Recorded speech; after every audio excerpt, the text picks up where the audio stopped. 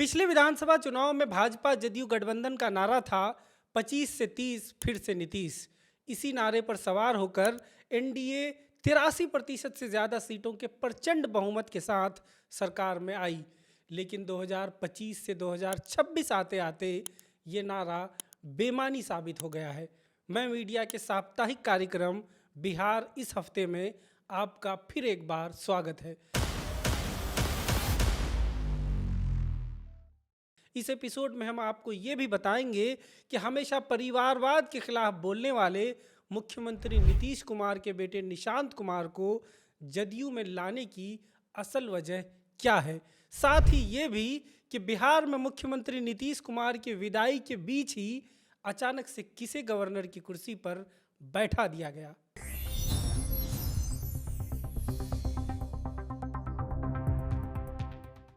नीतीश कुमार लगभग 2 दशकों तक बिहार के सीएम रहे। उम्र के 75वें पड़ाव पर बिहार की राजनीति को अलविदा कहकर उन्होंने राज्यसभा जाने का फैसला लिया और गुरुवार को नामांकन भी भर आए।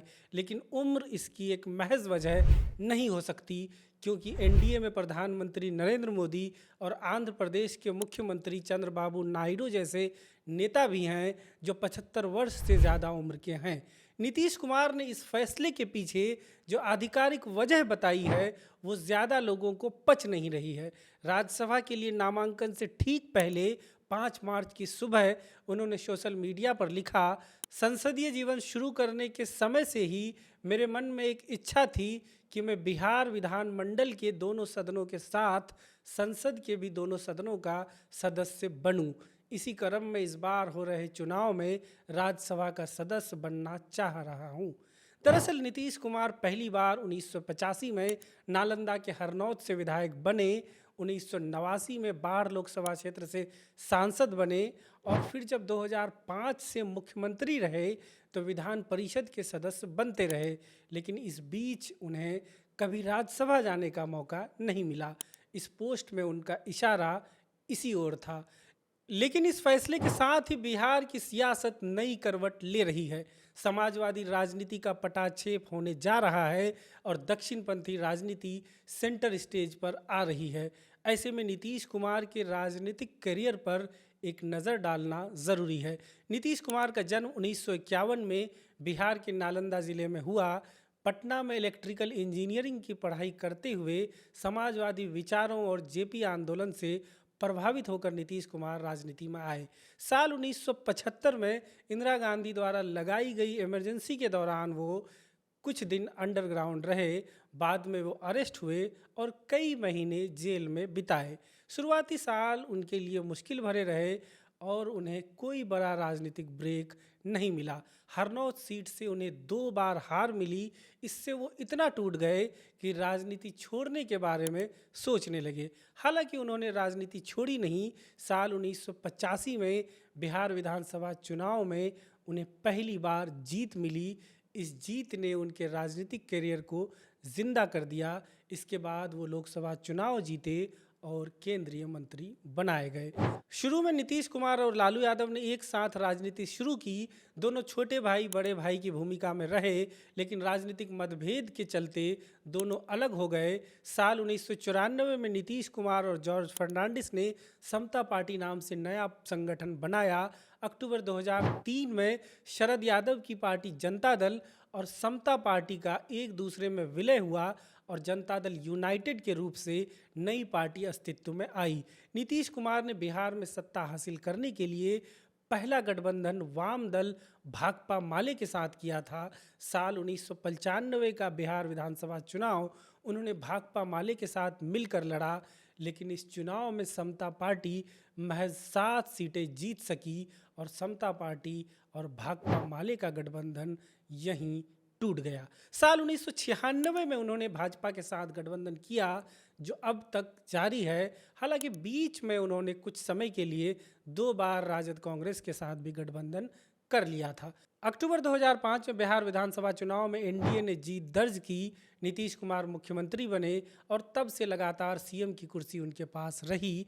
बीच में सिर्फ कुछ समय के लिए उन्होंने जीतन राम मांझी को सीएम बनाया था, लेकिन अब बहुत जल्द नीतीश कुमार भी पूर्व मुख्यमंत्री के तौर पर जाने जाएंगे।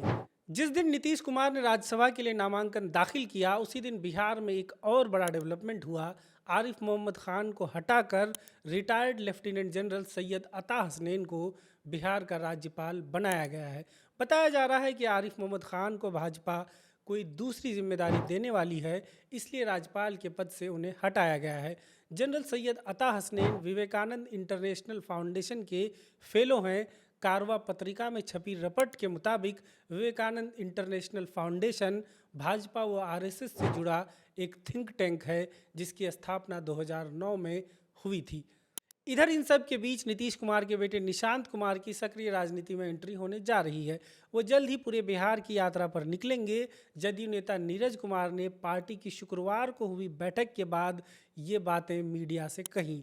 यहाँ ये भी बता दें कि पिछले 2-3 सालों से लगातार ये सवाल उठ रहे थे कि नीतीश के बाद उनकी जगह कौन लेगा, कौन उनकी राजनीतिक विरासत को आगे बढ़ाएगा।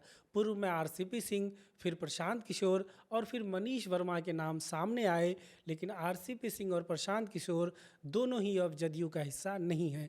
वहीं जदयू में हो रहे उथल पुथल के बीच पूर्व आईएएस ऑफिसर मनीष वर्मा का नाम भी अब चर्चे में नहीं रहा।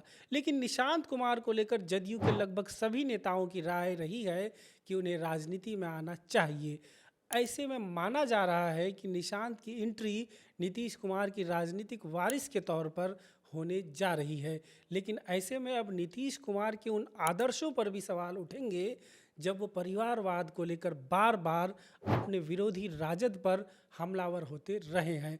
पिछले विधानसभा चुनाव में भी प्रचार के दौरान उन्होंने कहा, पहले सत्ता में रहने वालों ने सिर्फ परिवारवाद को बढ़ावा दिया, राज्य में विकास पर कोई ध्यान नहीं दिया है। नीतीश कुमार के राज्यसभा जाने पर सवाल उठने लगे हैं कि जदयू का भविष्य क्या होगा।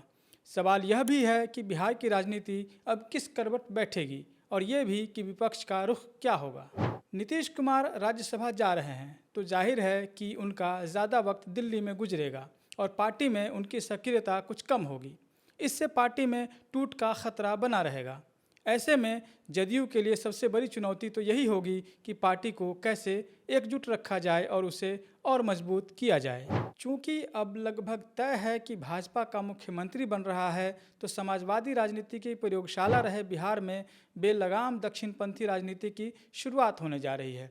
अब भाजपा का मुकाबला सीधे राष्ट्रीय जनता दल से है, जिसका शीर्ष नेतृत्व फिलहाल निष्क्रिय है। देखने वाली बात होगी कि राष्ट्रीय जनता दल भाजपा से कैसे निपटता है। उधर राज्यसभा चुनाव के लिए बिहार में 5 सीटों के लिए 6 नेताओं ने नामांकन किया है।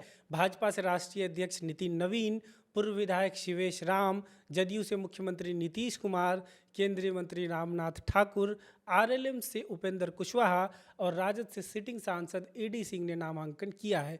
4 सीटों पर एनडीए की जीत तय है। 5वीं सीट पर कुशवाहा और एडी सिंह के बीच मुकाबला होना है। इन सभी में एनडीए की तरफ से शिवेश राम एक नया चेहरा हैं। वो अगियाओं आरक्षित से विधायक रह चुके हैं। 2024 लोकसभा चुनाव में सासाराम से भाजपा के उम्मीदवार भी थे।